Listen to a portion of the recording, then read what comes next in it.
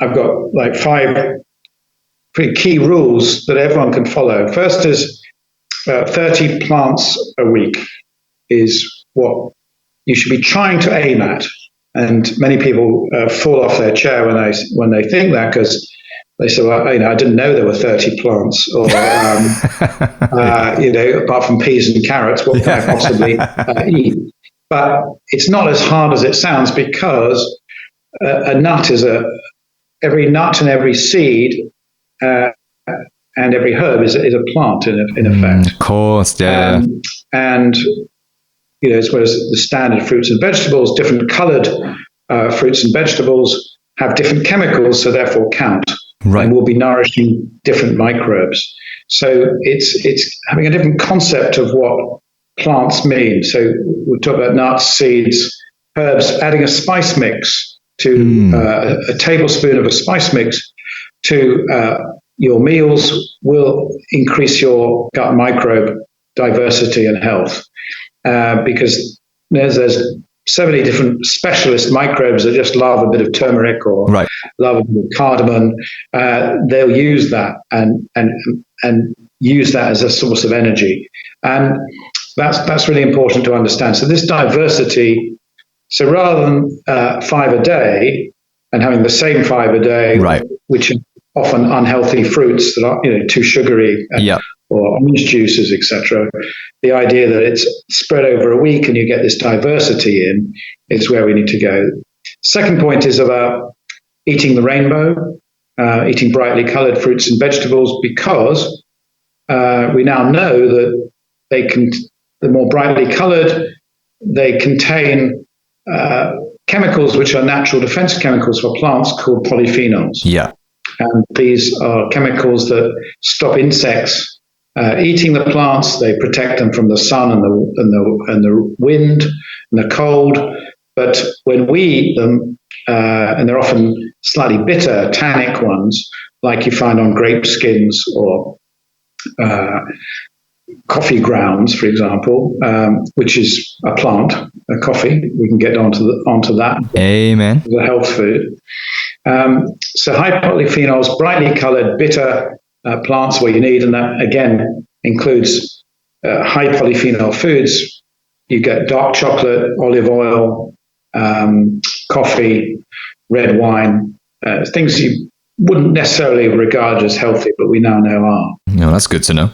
And the third one is fermented foods. Everyone's probably tried and tasted yogurt, but realised that at least artisan cheese contains microbes and is a fermented food. But we need to be trying more powerful ones, such as kefirs, which is fermented milk, kombucha, which is fermented tea, kimchi, which is fermented cabbage, and kraut, which is fermented cabbage without the chilies and all the other stuff in it. So having the small amounts of those every day is another way to boost your gut microbes, and it improves their function as well. Amazing. And then final two are give your gut a rest overnight. So try and see if you can fast for 12 to 14 hours overnight. Okay.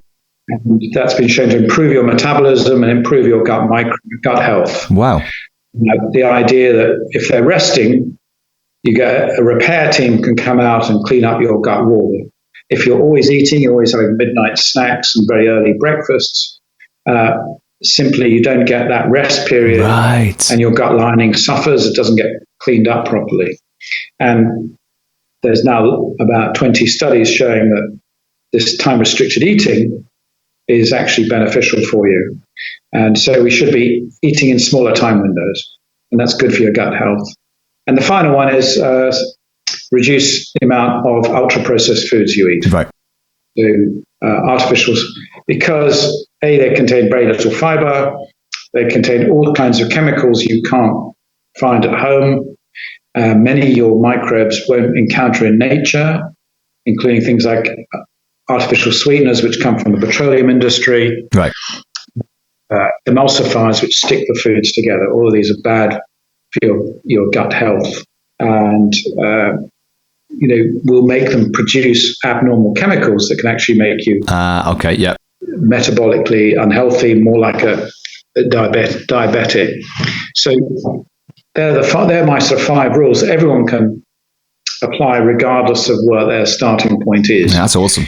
I think that's a much better rule than trying to restrict calories or reduce fats or follow labels in any particular way, because it allows you to be flexible with what you're eating. It encourages eating more, which is what we're trying to do, more diversity, not less.